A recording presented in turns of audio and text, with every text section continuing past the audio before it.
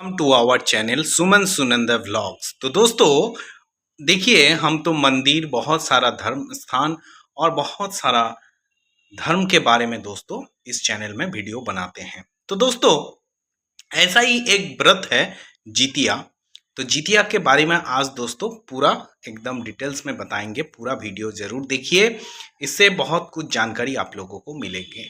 तो दोस्तों पूरा वीडियो ज़रूर देखिएगा और शेयर कर दीजिएगा ताकि बहुत लोगों तक ये मैसेज पहुँचे, और चैनल को सब्सक्राइब करके बगल में जो बेल आइकन है दबा दीजिएगा ताकि ऑल नोटिफिकेशन आप लोगों तक पहुँचे।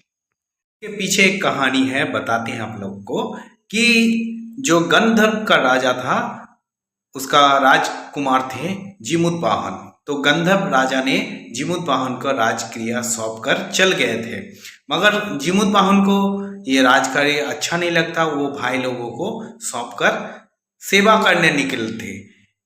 इसके अनुसार ही दोस्तों ये जितिया जो व्रत होता है मनाया जाता है। आइए सुनते हैं पुराण अनुसार जो जितिया का कहानी है, जितिया का व्रत कथा है, वो सुनते हैं। चलिए सुनते। दोस्तों दो बहनें थी, एक का नाम था सुखिया और एक का नाम था दुखिया। इसका जीवन इसके नाम अनुसार ही था दोस्तों।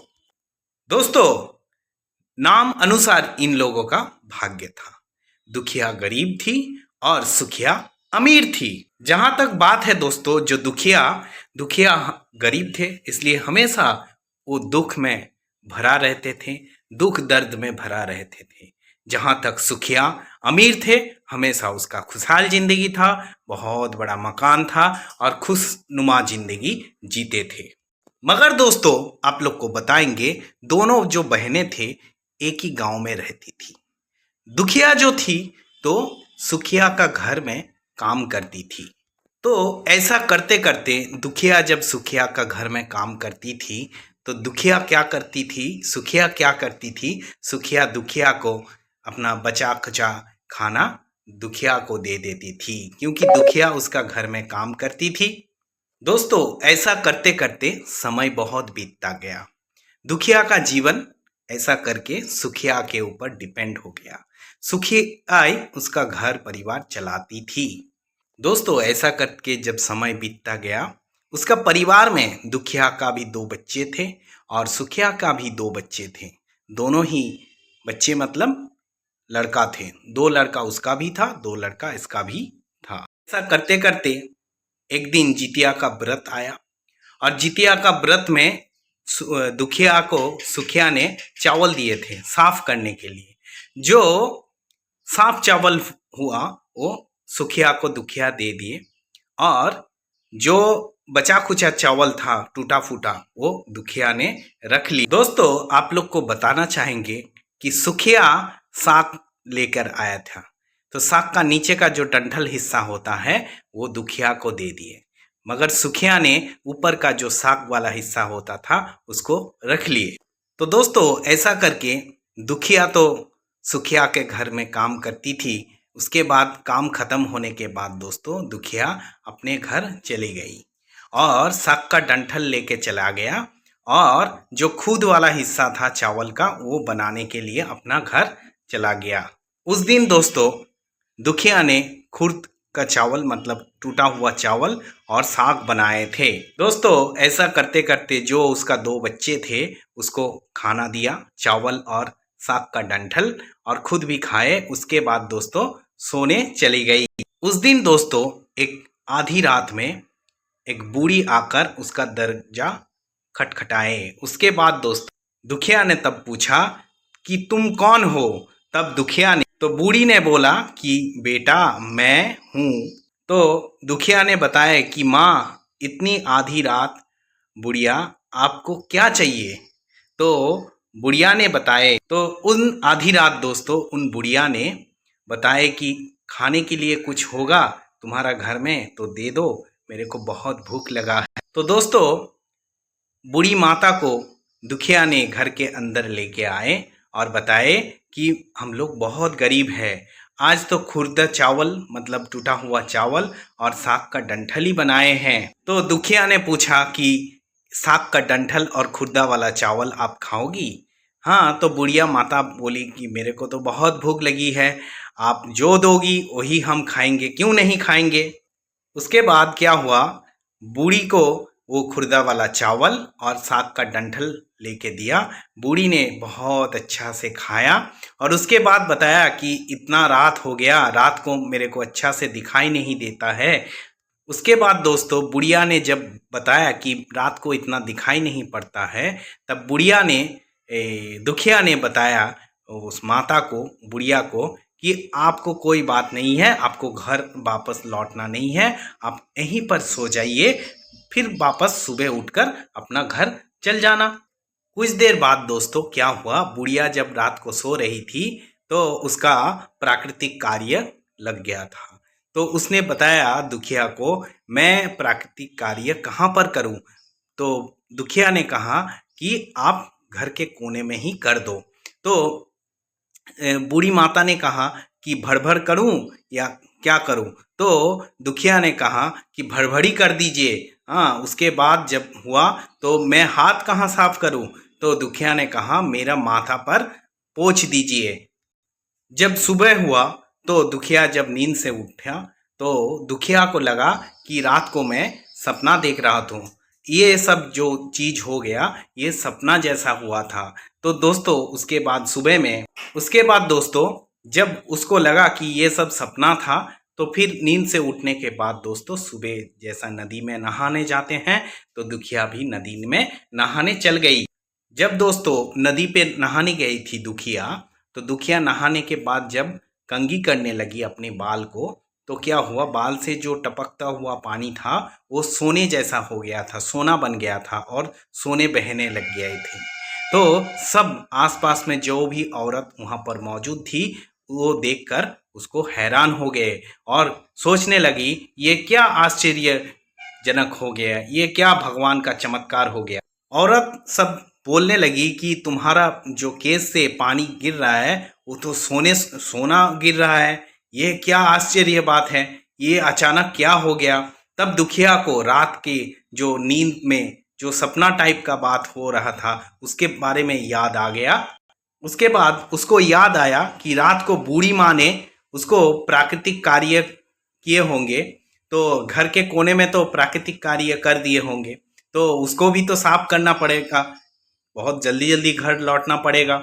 जब वो घर में आते हैं दुखिया, तो घर के कोने कोने देखते हैं कलश में सोना भरा पड़ा हुआ है, सोने से सोने हो गया, चारों तरफ सोना और सोना। जब वो घर लौटती है और देखने के बाद दोस्तों सोना सोना, तो वो सोचती है कि ये जितमान बाबा का क्रिया है, माता का रूप पकड़कर वो हमारे घर में आई थी। इसके बाद दोस्तों दुखिया अमीर बन जाती है क्योंकि इतना सोना उसको मिल गया, और सुखिया का घर में जाकर जो काम करती थी वो बंद कर देती है। उसके बाद जब व्रत कंप्लीट होता है दोस्तों, तो दुखिया अपना लड़का लोग को भेजता है, जाओ मौसी का घर से तराजू लेके आओ, मतलब बैलेंस लेके आओ, मतलब जो जिससे हम लोग वजन नापते हैं ना वो लेके आओ, और कितना सोना है वो नापने के लिए भेजती है अपना लड़का लोग को दुखिया सुखिया का घर में। उसके बाद वो उसका लड़का दुखिया का लड़का जब अपना मौसी का घर जाते हैं तराजू मांगने के लिए, तो तराजू जब मांगे तो सुखिया ने पूछा कि कौन सा चीज मापोगे ये तराजू से, तुम्हारे घर में क्या है। तब बच्चा लोग ने बता देता है कि मेरा घर में बहुत ढेर सारा सोना है, वही हम लोग नाप। तब सुखिया ने बताती है कि तुम्हारे पास तो खाने के लिए कुछ नहीं है, तुम सोना नापोगे। तब सुखिया बताती है कि तुम लोग झूठ बता रहे हो, सोना कहाँ से मिलेगा तुम लोगों को। तब बच्चे लोग कहते हैं नहीं नहीं, हम लोग झूठ नहीं बता रहे हैं, हमारा घर में ढेर सारा सोना है। उसके बाद दोस्तों जब तराजू मांगने आया है, सुखिया ने सोचा कि कुछ ना कुछ तो बात होगा, कुछ ना कुछ तो नापेगा। इसलिए क्या हुआ, सुखिया ने जो तराजू था उसका नीचे गोंद लगा दिया ताकि उसको पता चले। उसके बाद दोस्तों ऐसा करके दोस्तों गंद क्यों लगाया कि जो नापेगा वो तो टुकड़ा लग जाएगा। तो जब दुखिया ने जब सोना नाप रहा था उसका नीचे सोना लग गया दोस्तों, तराजू के नीचे सोना लग गया, और वापस जब दिया तो उसको पता चला सोना ही नाप रहा था। इसके बाद क्या हुआ दोस्तों, सुखिया उसका घर में जाती है जांच करने के लिए, जांच कि उसका घर में सचमुच का सोना है कि नहीं है। तो दोस्तों उसके बाद क्या हुआ, दुखिया के पास सुखिया जो आया और उसको पूछा इतना सोना कैसे आया तुम्हारे पास। तो दुखिया ने सचमुच, उसका मन में तो कोई पाप नहीं था, उसने सब कुछ बता दिया सुखिया को, सच सच बता दिया, क्योंकि उसके मन में पाप नहीं था। ऐसा करते करते दोस्तों सुखिया का मन में लालच आ गया कि इस जितिया में तो मेरा बहन दुखिया ने ऐसा किया, इसलिए उसका धन आ गया, इतना संपत्ति आ गया, मैं भी अगले जितिया में ऐसा करूंगा, साग का डंठल बनाऊंगा और खुद का चावल बनाऊंगा। इसके बाद दोस्तों अगले जितिया भी आ गए और सुखिया ने खुद का चावल और साग बनाया, साग का डंठल। रात को वही बुढ़िया माता बेस जो जीबू ऋषि थे वही आए और बोला कि माता जी आपके घर में कुछ खाने पीने का होगा, मेरे को बहुत भूख लगा है। तो बोला मैं तो खुद का चावल और साग का डंठल बनाए हैं।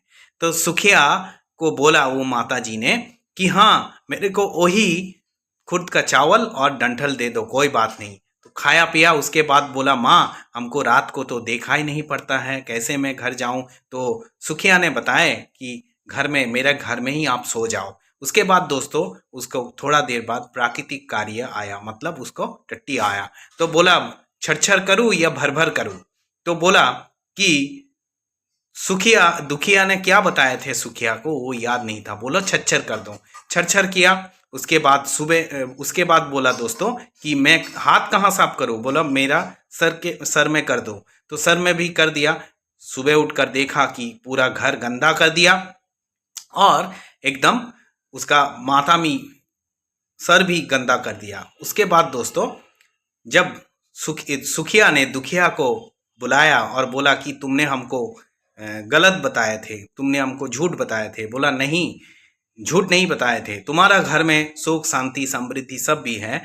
तो माता जी आए, उसको तुम खुद का चावल और साग का डंठल खिलाए, तुमको अच्छा अच्छा खिलाना चाहिए था, इसलिए तुम्हारा ये प्राप्ति नहीं हुआ। तो दोस्तों यही था जितिया का एक बड़ा कहानी। तो दोस्तों ये सुखिया ने जो लालच किया, दुखिया ने बताया कि तुमको लालच नहीं करना था, तुम्हारे पास तो सब कुछ था। तो ये जितिया का एक कहानी था दोस्तों।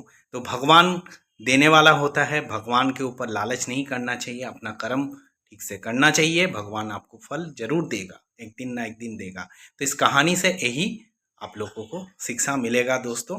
देखो भगवान का जितना भी कहानी है हमारा पुराण अनुसार, हमारे ग्रंथ अनुसार, उसमें सब शिक्षा देने वाला होता है, आदमी को भलाई के लिए होता है दोस्तों।